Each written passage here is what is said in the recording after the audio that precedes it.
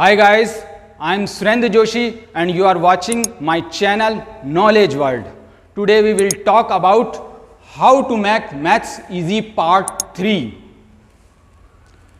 Can be easy? Yes, it can be easy. जादूगर का जादू हाथों का कमाल है, करते हो तुम कैसे सबका ये सवाल है। गिली गिली पाशा सुन मेरे राजा 1 to 9 11। तो गाइस आज हम नंबर सिस्टम के बारे में पढ़ेंगे। नंबर सिस्टम मीन्स संख्या पद्धति।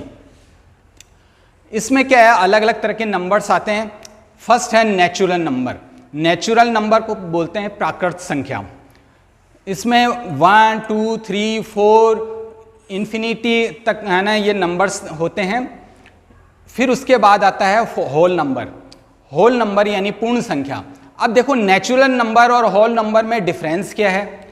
डिफरेंस सिर्फ इतना है कि इसमें 0 डाल दिया, बाकी तो वही है। हम काउंटिंग तो जानते ही है ना, तो काउंटिंग तो नेचुरल नंबर डाल दिया, बना दिया उनको। फिर उसमें 0 ऐड कर दिया तो होल नंबर हो गया, पूर्ण संख्या। ठीक है। अब आता है पॉजिटिव नेगेटिव। अब जब ये नंबर्स है तो ये पॉजिटिव भी हो सकते हैं और नेगेटिव भी हो सकते हैं।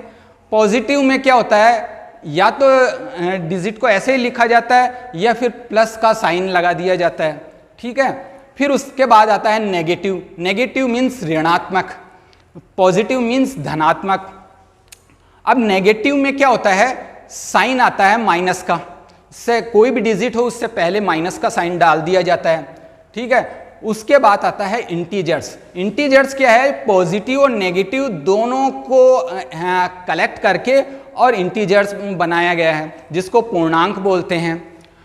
अब ये क्या है कि 0 से दोनों तरफ चलता है। 0 के इधर की तरफ तो प्लस के होते हैं और 0 के इधर की तरफ माइनस के होते हैं, और दोनों तरफ इन्फिनिट होते हैं। ठीक है। फिर आता है इवन नंबर। इवन नंबर को सम संख्या भी बोलते हैं। सम संख्या का मतलब होता है जो 2 की टेबल से डिवाइड होती हो। अब कौन कौन सी है, 2 4 6 8 10 ऐसे ना करते करते 20 भी आएगा, 22 भी आएगा, 24 भी आएगा। इसलिए मैं ये कह रहा हूँ कि कई बच्चे सोचते हैं कि भाई 20 तक तो है ना, 2 की टेबल 20 तक तो होती है, उसके बाद कैसे होती है। अरे भाई उसके बाद भी 2 2 2 ना आगे प्लस करते रहो, सारी टेबल हो जाएगी, इन्फिनिट तक चलेगी। ये वाली टेबल आपके 20 तक फिनिश नहीं होने वाली। ठीक है। तो ये इवन नंबर कहलाते हैं। फिर उसके बाद आता है ऑड नंबर। ऑड नंबर यानी विषम संख्या। विषम संख्या वो है जो सम संख्या नहीं है। सम संख्या में जो डिजिट छूट गई उसको विषम संख्या में डाल दिया इन्होंने। इसमें देखो 2 है, उससे पहले 1 था तो 1 यहाँ पे डाल दिया। 2 के बाद 3 है जो इसमें डाल दिया। 4 के बाद ये 5, यानी 1 3 5 7 9 11 ये इन्फिनिट तक चलता है। ठीक है। फिर उसके बाद आता है सम संख्या हो गई, विषम संख्या हो गई। अब प्राइम नंबर। प्राइम नंबर को बोलते हैं रूढ़ संख्या। ये वो संख्याएं हैं जिसमें क्या है, उसी डिजिट से वो डिवाइड होती है, दूसरी कोई डिजिट उसको डिवाइड नहीं कर सकती। गब्बर को एक ही आदमी मार सकता है, खुद गब्बर। तो रूढ़ संख्या में क्या है, 2 3 5 7 11। अब ध्यान से देखो, 2 से डिवाइड हो रही है। अब आप कहोगे कि 1 से भी तो हो सकती है, तो 1 को नहीं माना गया है। 1 को छोड़ दिया जाए तो इसके अलावा वो सिर्फ उसी डिजिट से डिवाइड होगी। 2 से हो रही है, ये 3 से हो रही है, 5 से हो रही है, 7 से हो रही है, और फिर उसके बाद डिजिट नहीं लिया। रीज़न क्या है कि वो जैसे मान लो 8 है, 8 2 से डिवाइड हो जाती है, 4 से भी डिवाइड हो जाती है, इसलिए यहाँ पे नहीं लिया गया। तो इस तरह से आपको है ना करोगे तो आपको पता चल जाएगा कौन सी संख्या है जो उसी संख्या से डिवाइड होती है और दूसरी संख्या से डिवाइड नहीं होती है। तो ये रूट संख्या या प्राइम नंबर कहलाता है। दूसरा आता है कंपोजिट नंबर। कंपोजिट नंबर में क्या है, जो डिजिट इसमें ना डाल दी गई है उसके अलावा जो भी डिजिट है वो इसमें आते हैं कंपोजिट नंबर, यानी कि वो अपनी संख्या के अलावा किसी और संख्या से भी डिवाइड होती हो, तो वो है कंपोजिट नंबर। फिर आता है रैशनल नंबर यानी परिमेय संख्या। परिमेय संख्या वो है जो P/Q में लिखी जाती है, यानी बटा बटी में लिखी जाती है, 1/2, 2/3, 5/2, इस तरह से, ठीक है। फिर आता है इरेशनल नंबर। इरेशनल नंबर को अपरिमेय संख्या बोलते हैं, नॉट P/Q, इसको P/Q में लिखा नहीं जा सकता, ठीक है। फिर पाई है, पाई की वैल्यू आप जानते ही हो 22/7। अब 7 से डिवाइड करोगे तो ठीक तरह से होगी नहीं, 3.14 ऐसे जाएगा इसका। फिर उसके बाद आता है √3। √3 की वैल्यू आप एक्चुअल फाइंड नहीं कर पाओगे। 4 की आप करोगे तो 2 आ जाएगी, ठीक है। 9 की करोगे तो 3 आ जाएगी, √3 की नहीं निकल पाएगी। तो ये आती है इसके अंदर इरेशनल नंबर में। फिर आता है फ्रैक्शन। फ्रैक्शन में क्या होता है कि ना, उसको हिंदी में बोलते हैं भिन्न संख्या। भिन्न संख्या और कुछ नहीं, परिमेय संख्या ही है एक तरह से। P/Q में इसको लिखा जाता है, वही आपके 1/2, 2/3, 5/2, इस तरह से। देखो मैंने 5/2 ही लिखा, इसका मतलब ये नहीं है कि ये 3 ही डिजिट है। जितनी भी डिजिट जो अपॉन में लिखी जाती है तो वो सब इसके अंदर आती है फ्रैक्शन में या रैशनल नंबर में। अब आता है कॉन्सेक्यूटिव नंबर यानी क्रमागत संख्या। क्रमागत संख्या का मतलब है एक के बाद दूसरी संख्या।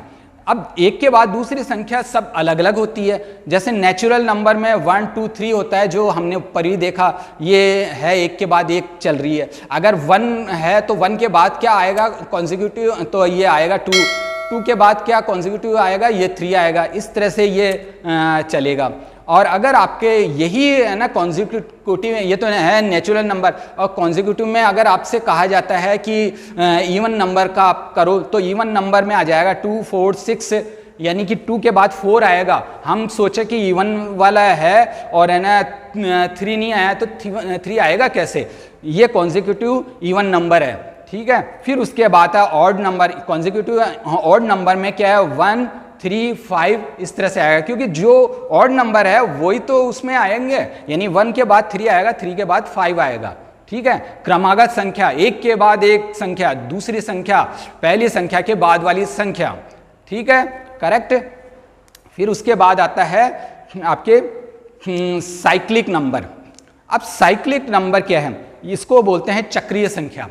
चक्रीय संख्या में क्या है कि कुछ डिजिट्स ऐसी होती है जो इनटू करके अगर हम देखें तो उसको बस वो एक बार है ना डिजिट जो आती है उसी को घुमा फिरा के वापस आंसर आता रहता है। यानी कि आप वो डिजिट को इनटू करते जाओ, वही डिजिट बनती जाती है एक सर्कल के रूप में। अभी मैं एग्जांपल से मैं आपको समझाऊंगा। जैसे चक्रीय में ये डिजिट है, ये डिजिट मैंने ली है। अब इस डिजिट को अगर है ना 2 से इनटू करते हैं, किससे करते हैं, 2 से, 1, 4, 2, 8 और 5, 7, इसको हम 2 से इनटू कर रहे हैं। तो 2 से किया, 2 7 जा, फिर 2 5 जा, ये देखो 4 1 इस तरह से आ रही है। अब यानी कि इस तरह से ये डिजिट आ जाएगी। 2 से इनटू करोगे तो ये डिजिट आपकी आ जाएगी 2, 8, 5, 7, 1, 4, ये डिजिट आ रही है आपकी, ठीक है। इसी तरह से अगर आप 3 से करोगे तो ये डिजिट आ रही है। अब इनमें क्या है कि अब आप ध्यान से देखोगे तो इसमें क्या हुआ, 2 से इनटू करते ही पहले लास्ट वाली डिजिट को आप देख लो, 4 ये यहाँ पे है, ठीक है। इस 4 का क्या किया कि है ना 4 के बाद जो डिजिट रहती है उस डिजिट को पीछे की तरफ लिख दिया, 2, 8, 5, 7, ये 2, 8, 5, 7। फिर उसके बाद वापस पीछे की तरफ चले तो 1 है, तो ये 1 लिख दिया। इसी डिजिट को घुमा के यहाँ पे लिख दिया, ठीक है। फिर उसके बाद आपके आता है 3 से अगर करोगे तो ये वाली डिजिट आती है। 3 से करने से अब देखो लास्ट में क्या आता है, 1। अब ये इसलिए आपको मैं बता रहा हूँ क्योंकि कई बार क्या होता है कि एक ही बार हम सिर्फ ये 4 का फाइंड कर लिया और उससे है ना आपको ना पूछा जाएगा, आपको इस तरह से पूछा जाएगा कि आपको ज़्यादा इसमें मल्टीप्लाई नहीं करना है और आपको इसका है ना दूसरे नंबर ना फाइंड करने हैं। तो इस तरह से आप एक डिजिट का थोड़ा सा सोचोगे टेबल और उससे है ना 4 आया, 4 के बाद जो डिजिट है घूम के ये आ जाएगी। इस तरह से है, ये चक्रीय संख्या भी बोल सकते हो और साइक्लिक नंबर भी कह सकते हैं। अब मैंने कहा था ना जादू के लिए, तो यही है जादू, ठीक है ना। आज धरती से गगन का, फूलों से चमन का, घटाओं से गगन का हो रहा मिलन। जादू जादू जादू। अब बहुत हो गया जादू, अब लाइक और शेयर कर दो, ज़्यादा अच्छा रहेगा। क्योंकि अगर आप शेयर करोगे, सब्सक्राइब करोगे और अलग अलग जगह जैसे फेसबुक है, इंस्टाग्राम है या ट्विटर है, यहाँ पर अगर आप इस वीडियो को डालोगे तो ज़्यादा से ज़्यादा लोगों को मेरी नॉलेज मिल पाएगी। Okay, bye.